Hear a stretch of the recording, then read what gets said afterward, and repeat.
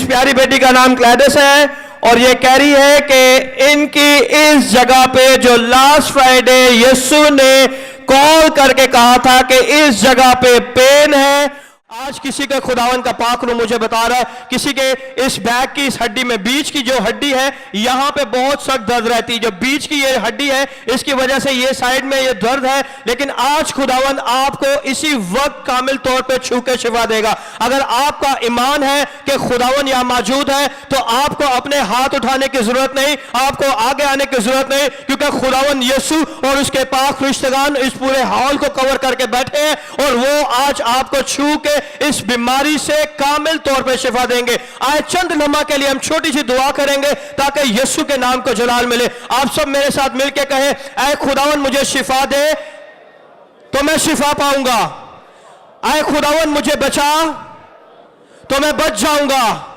क्योंकि तू मेरा फखर है, क्योंकि तू मेरा फखर है।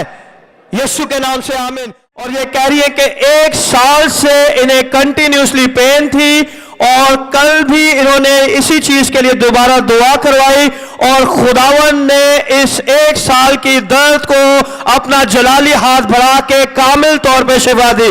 जोरदार तालियां बजाएं और यीशु के नाम को जलाल दे।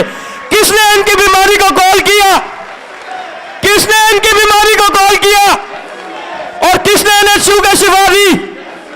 किसने इन्हें छू के शिफा